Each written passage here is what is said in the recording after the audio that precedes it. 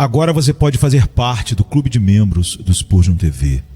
Esses são e-books já disponibilizados para os membros do canal. Todos os dias, novos e-books são adicionados junto com outros benefícios que só os membros têm. Sendo um membro, você passa a ajudar no crescimento desse ministério, tanto na quantidade do que podemos publicar, como na qualidade do material. Nosso propósito é, juntos, atingirmos o maior número de pessoas com solo escritura. Seja um membro do Spurgeon TV. E enquanto ele ainda estava chegando, o diabo o derrubou e o atormentou. E Jesus repreendeu o espírito imundo, curou a criança e o entregou de novo a seu pai. Lucas 9:42. Esta criança, possuída por um espírito maligno, é um emblema muito apropriado de todo homem ímpio e não convertido. Embora não estejamos possuídos por demônios, por natureza estamos possuídos por vícios e paixões diabólicas, que, se não afligirem e atormentarem nossos corpos, certamente destruirão nossas almas. Nunca uma criatura possuída por um espírito maligno esteve em pior situação do que o homem que está sem Deus, sem Cristo e sem esperança no mundo. A expulsão do espírito impuro era, além disso, uma coisa impossível para o homem e só possível para Deus. E assim é a conversão de um pecador ímpio, algo além do alcance da habilidade humana e só pode ser realizada pelo poder soberano do Altíssimo. Os terríveis rugidos, o espumar pela boca e convulsões causadas nesta infeliz criança pelo espírito impuro são uma imagem dos pecados, iniquidades e vícios em que os homens ímpios são continuamente e impetuosamente arrastados. É um tipo deste triste e terrível sofrimento que o remorso em breve trará à sua consciência e que a vingança de Deus em breve fará ocupar seus corações. O trazer desta criança ao Salvador por seus pais nos ensina uma lição, que aqueles de nós a quem o cuidado da juventude é confiado, seja como pais ou professores, devem estar ansiosos para trazer nossos filhos a Jesus Cristo, para que Ele possa graciosamente salvá-los. O desejo devoto e a compaixão do pai por seu filho são apenas um padrão de que todo pai deve sentir por sua prole. Como Abraão, ele deveria orar: "Ah, se Ismael vivesse diante de ti." E não apenas fazer a oração, mas também esforçar-se no uso dos meios para levar seus filhos à piscina de Siloé, para que talvez o anjo agite o riacho e seu filho possa entrar na água e ser curado. O pai deve colocar sua prole onde o Salvador caminha, para que ele possa olhar para ele e curá-lo. A vinda da criança a Cristo é uma imagem da fé salvadora, pois fé é vir a Cristo, simplesmente acreditando no poder de sua expiação. E por último, a queda e a convulsão mencionadas no meu texto são uma imagem do conflito do que vai a Cristo com o inimigo das almas. Enquanto ele ainda estava chegando, o diabo o derrubou e o atormentou.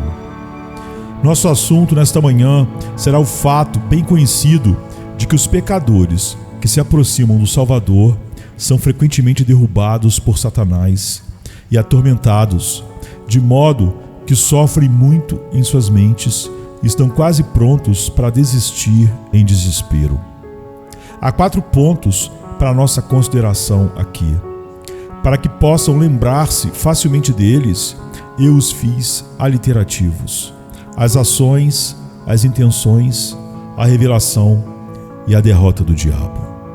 Primeiro, as ações do diabo.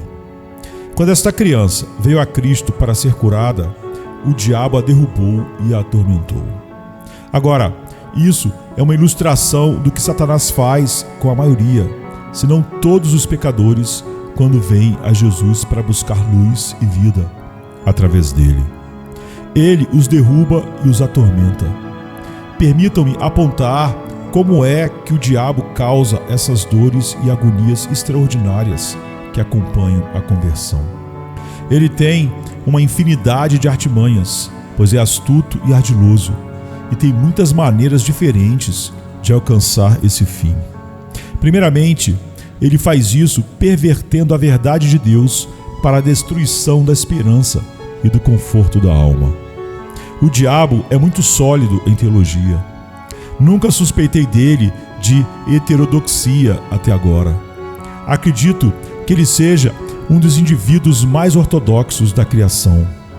Outras pessoas podem descrer das doutrinas da revelação, mas o diabo não pode, pois ele conhece a verdade e, embora frequentemente a distorça, ele é tão astuto que entende que, com a alma convencida do pecado, seu melhor método não é contradizer a verdade, mas pervertê-la. Agora, mencionarei as 5 grandes doutrinas que consideramos mais proeminentes nas Escrituras, e através da perversão de cada uma delas, o diabo tenta manter a alma em cativeiro, escuridão e desespero. Primeiro, há a grande doutrina da eleição, que Deus escolheu para si um número que nenhum homem pode contar, que serão santos, pois estão ordenados a ser um povo peculiar, zeloso de boas obras. Agora, o diabo agita a alma que se aproxima sobre essa doutrina. Diz ele, talvez você não seja eleito. Não adianta você vir, lutar e se esforçar. Você pode ficar quieto e não fazer nada, e ainda ser salvo, se for para ser salvo. Mas se o seu nome está escrito entre os perdidos, toda a sua oração, busca e crença não podem salvá-lo. Assim, o diabo começa a pregar a soberania no ouvido do pecador para fazê-lo acreditar que o Senhor certamente o eliminará. Ele pergunta: como você pode supor que um miserável como você pode ser eleito? Você merece ser condenado e sabe disso. Seu irmão é um bom homem moral, mas quanto a você, você é o principal dos pecadores. Você acha que Deus o escolheria? Se o pobre tentado, no entanto, sabe que a eleição não tem que ver propriamente com os méritos da pessoa, mas sim está nas mãos da vontade soberana e da misericórdia de Deus, Satanás abre outra bateria de tiros e insinua: claro que você não se sentiria tão mal assim se fosse um dos eleitos de Deus.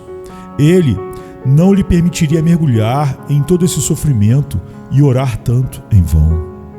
Mais uma vez, ele sussurra: você, evidentemente, não é de modo algum um dos santos dele. E tenta, assim, atirar a alma no chão e estilhaçá-la em pedaços. Queria ter apenas um sopro dessas intrigas dele esta manhã, para lembrar aos nossos amigos que, ao se aproximarem de Cristo, não precisam se confundir quanto à doutrina da eleição. Ninguém, ao ensinar o alfabeto a uma criança, a faz aprender primeiro o Z, antes de ter aprendido o A. Da mesma forma, um pecador não pode esperar aprender sobre a eleição até que conheça bem, em primeiro lugar, o que é ter fé. O texto básico sobre o qual tem de meditar é este: crê no Senhor Jesus e serás salvo, como está em Atos 16:31. E quando o Senhor o tiver capacitado a crer e aprender, poderá prosseguir com este: eleitos segundo a presciência de Deus Pai, na santificação do Espírito, para a obediência e a aspersão do sangue de Jesus Cristo, como está em 1 Pedro 1:2. Se não conseguir se firmar a respeito do assunto, no entanto, basta ter em mente que todo pecador arrependido verdadeiramente é eleito. Todo convertido, todo crente que realmente viu a beleza de Deus e foi constrangido pelo Espírito Santo a olhar para Cristo como sua única esperança e toda a sua alegria, é eleito. Se o maior pecador tão somente se arrepender, isso já é prova de que é eleito, pois o verdadeiro arrependimento é um dom do Espírito. Se apenas crer em Cristo, é certamente tão eleito quanto genuína é sua fé. Ninguém poderá dizer que é eleito antes de saber se crê em Deus. Ninguém pode falar sobre algo até que conheça seus efeitos. Não posso dizer se há uma semente na terra, a menos que me permitam remexer no solo ou que eu espere até vir uma plantinha brotando do chão.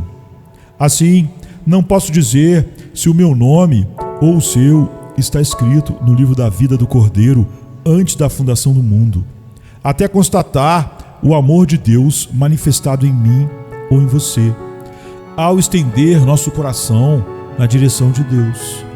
Não posso desencavar as pedras fundas da obscuridade para descobrir determinado objeto escondido, a menos que os indícios e os efeitos como que me forneçam a pá ou a enxada necessária.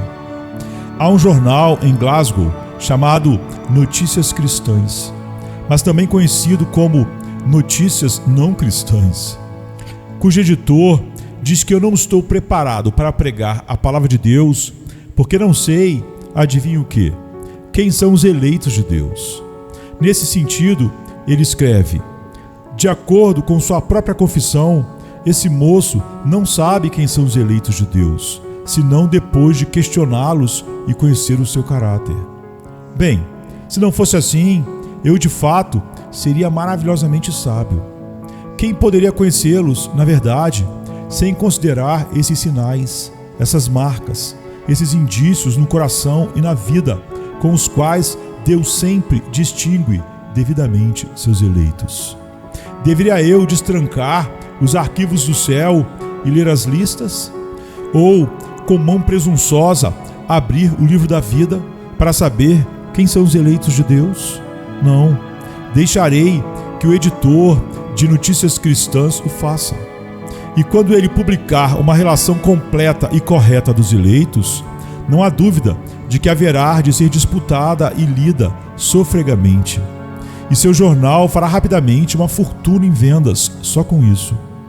Não permita que sua alma se angustie em relação à eleição, pois todo aquele que verdadeiramente se arrepende e crê, assim o faz somente como consequência natural do seu chamado soberano de sua eleição.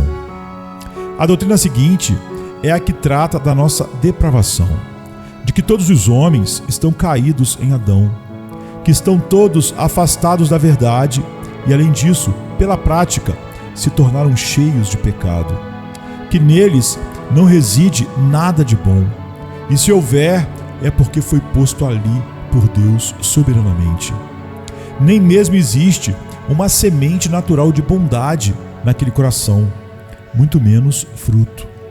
O diabo atormenta as almas com essa doutrina, dizendo: veja que criatura depravada você é. Você sabe quanto horrendamente tem pecado contra Deus. Você já se perdeu 10.000 vezes.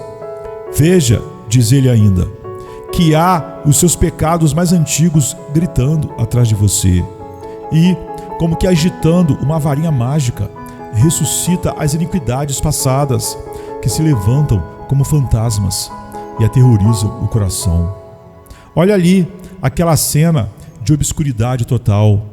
Lembre-se daquele ato de ingratidão. Ouça, está escutando aquele seu falso juramento reverberando por trás das paredes do passado? Olhe agora para o seu coração. Pode ser lavado? Está cheio de sujeira e negrume. Você bem sabe que tentou orar ontem e sua mente perambulou por seus interesses antes que chegasse ao meio da oração. E desde que você tem buscado Deus, tem levado pouco a sério isso. Às vezes, batendo à porta dele e logo desistindo. É impossível que você seja perdoado um dia. Você se extraviou para muito longe e nem o pastor das ovelhas consegue encontrá-lo.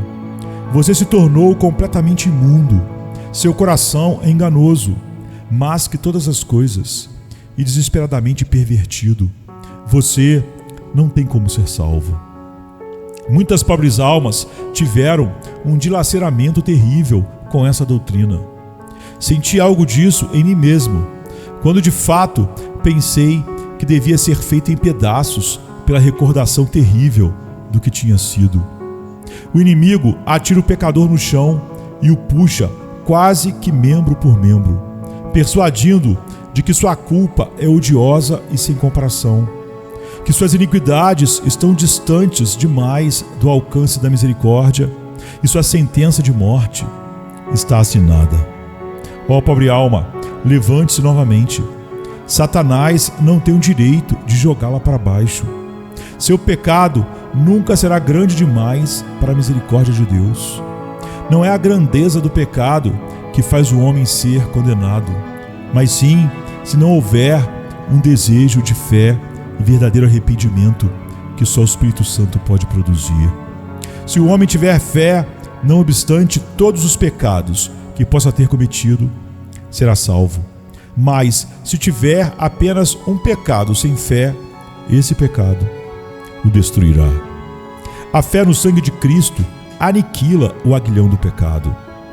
Uma gota do sangue precioso do Salvador pode extinguir 1000 mundos flamejantes, se Deus assim o desejar. Quanto mais remover os medos ardentes do seu pobre coração. Se você crê em Cristo, diga à montanha de sua culpa: tornará o Senhor a apiedar-se de nós, pisará aos pés as nossas iniquidades, lançando todos os nossos pecados nas profundezas do mar. Como está em Miqueias 7:19.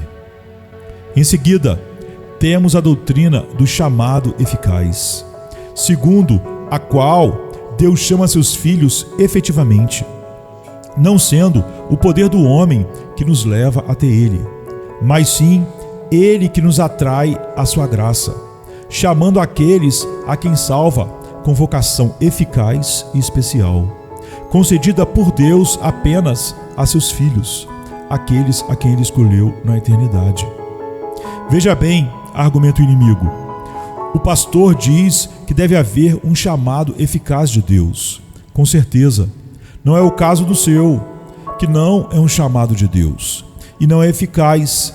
São apenas alguns sentimentos seus, exagerados. Você ganhou muito entusiasmo por causa daquele sermão, mas tudo isso, sabemos, logo passará como a névoa da manhã. Às vezes, na verdade, você tem desejo forte disso, mas logo não tão veemente assim. Se o Senhor o tivesse realmente atraído para si, você estaria sempre atraído com a mesma intensidade. Logo verá que isso acabou e, o que é pior, ficará ainda em situação mais lamentável por ter se inclinado na direção de Deus sob essa falsa convicção e depois voltado a se afastar para longe dele. Amado, retruque a Satanás que você não sabe se tem ou não um chamado efetivo e eficaz, que somente Deus o pode dizer, que entende que, se tiver de perecer, irá para Cristo e junto a Ele perecerá. Assim, com a ajuda de Deus, você pode, por tais meios, dominá-lo quando ele tentar atirar você no chão em relação a essa doutrina. O diabo procura perverter também a doutrina da perseverança final. Olhe, diz Satanás, como os filhos de Deus sempre se mantêm em seu caminho. Nunca desistem de ser santos. Perseveram. Sua fé é como o caminho do justo, brilhando cada vez mais até ser dia perfeito. Assim seria o seu caminho se você fosse um dos filhos do Senhor, mas você nunca será capaz de perseverar. Lembre-se de que, 6 meses atrás, quando estava de cama, doente, você decidiu servir a Deus, mas depois da cura, tudo isso desapareceu. Muitas vezes você prometeu solenemente tornar-se um crente fiel, e isso não durou nem 15 dias. Você nunca o fará, é muito inconstante, nunca se manterá firme em Cristo. Você o seguirá durante algum tempo, mas logo é certo que retrocederá. Portanto, você não poderá jamais ser do Senhor, porque os que são dele nunca retrocedem.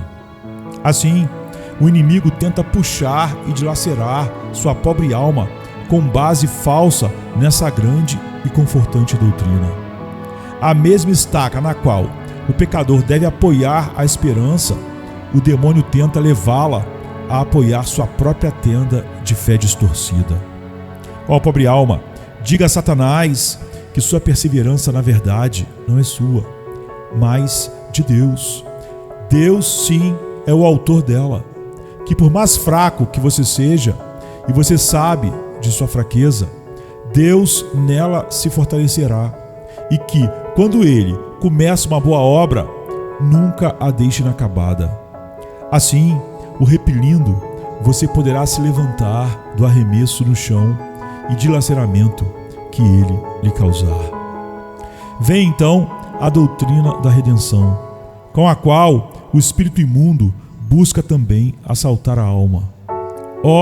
Ele diz, é verdade que Cristo morreu pelos pecadores, alega Satanás, mas não por você, que é pecador de uma natureza todo especial. Lembro-me de uma vez que o inimigo me fez acreditar desse modo, que eu era único, sem igual. Pensei que não havia ninguém igual nem pior do que eu no mundo. Eu via que outros tinham pecado como eu, tinham ido até onde eu fui, mas imaginava que havia algo estranho e pior em relação ao meu pecado. O demônio tentava me separar dos demais, como se eu não pertencesse ao resto da humanidade. Passei a imaginar que, só se fosse qualquer outra pessoa, poderia ser salvo. Com que frequência desejei ter sido um pobre homem bêbado e blasfemo nas ruas, pois assim, achava eu, poderia ter uma chance melhor. Mas sendo como era, imaginei que iria morrer em pecado, abandonado como um animal ferido no fundo da floresta. Lembro-me bem de meus amigos cantando um doce hino que diz: sua graça é livre, soberana sua ação, para ti também, minha alma, por que não? Outro hino que também me lembro bem termina assim: seu sangue precioso por todos derramou, e por que então, ó minha alma, não te alcançou? Eis uma questão que raramente colocamos para nós mesmos. Nos inquirimos seriamente: bem, alma minha, por que pode ser assim para qualquer outra pessoa, menos para você? Acorde, pobre alma. Se Satanás estiver tentando convulsionar você, diga-lhe que está escrito que o Senhor é capaz de salvar todo aquele que por ele se achega a Deus, e que o próprio Senhor declarou que o que vem a mim, de maneira nenhuma o lançarei fora.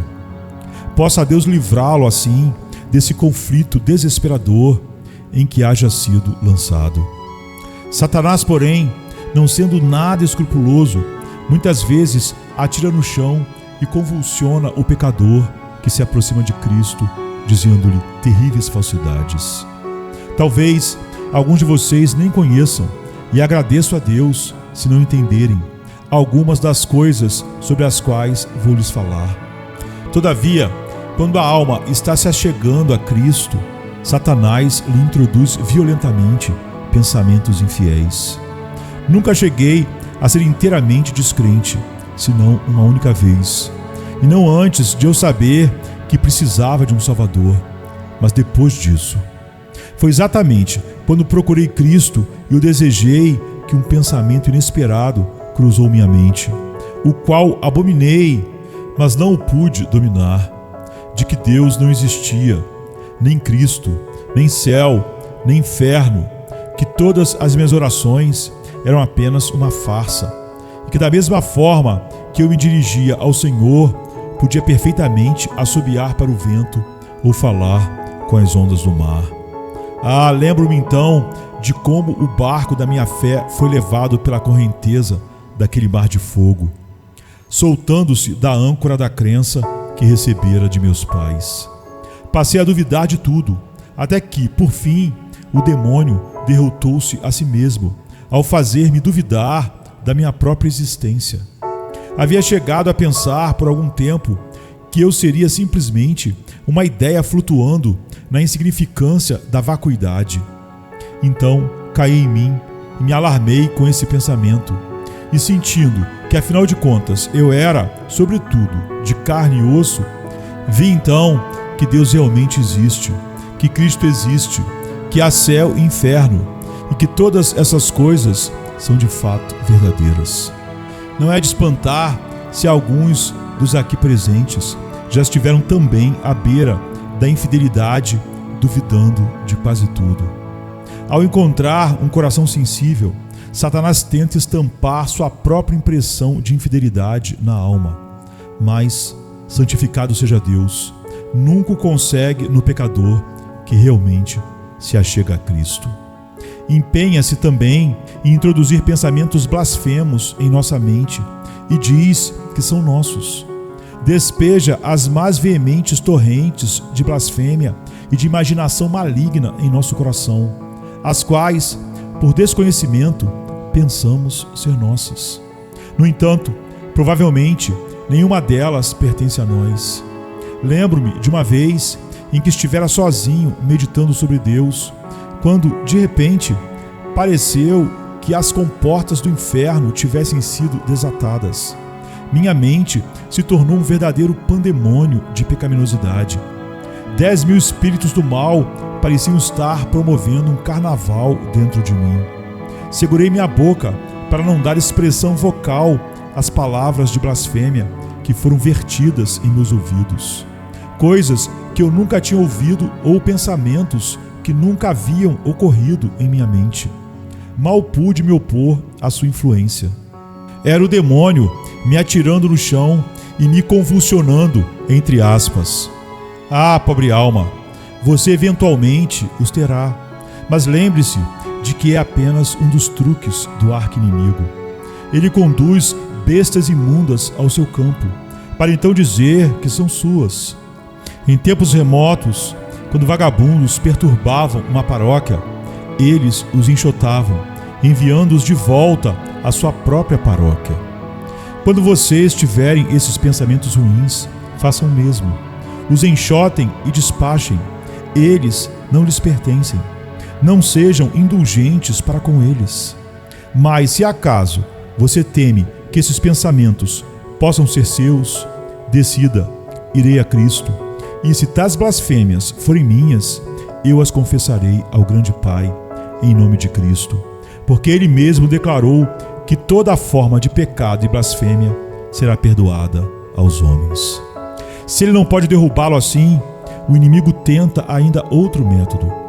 Toma passagens da palavra de Deus contra o pecado e afirma que todas se aplicam a você. Lembra você, por exemplo, esta passagem: há pecado para a morte, e por esse não digo que ore.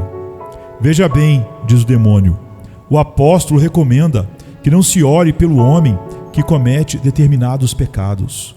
Ou então, a blasfêmia contra o Espírito não será perdoada. Olha aí, ele acusa. Outra iniquidade sua. Você blasfemou contra o Espírito Santo. Jamais será perdoado. Então, frisa outra passagem, a que diz: Efraim está entregue aos ídolos. Deixa-o. Oséias 4:17. Repare, insinua Satanás, que você não tem tido resposta para suas orações ultimamente. Deus o deixou, pois certamente você se inclinou para os ídolos. Você está completamente perdido.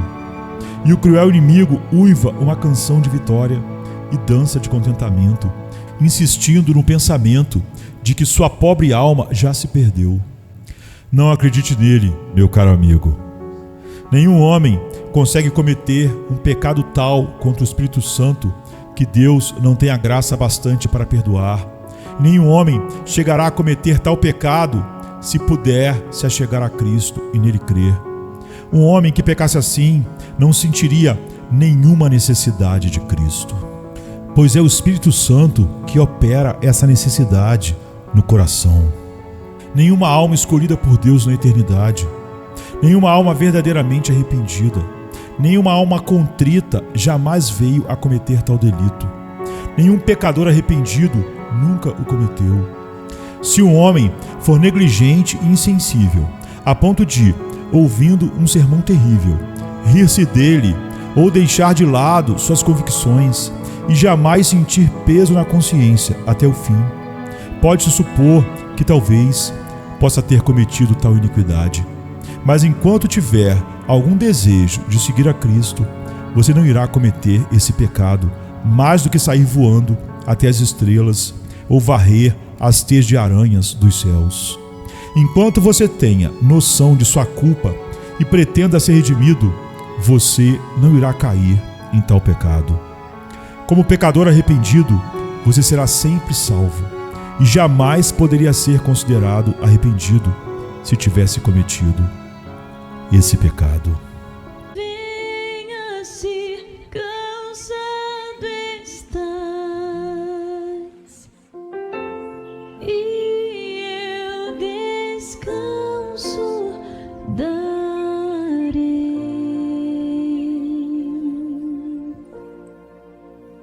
Tu descansarás.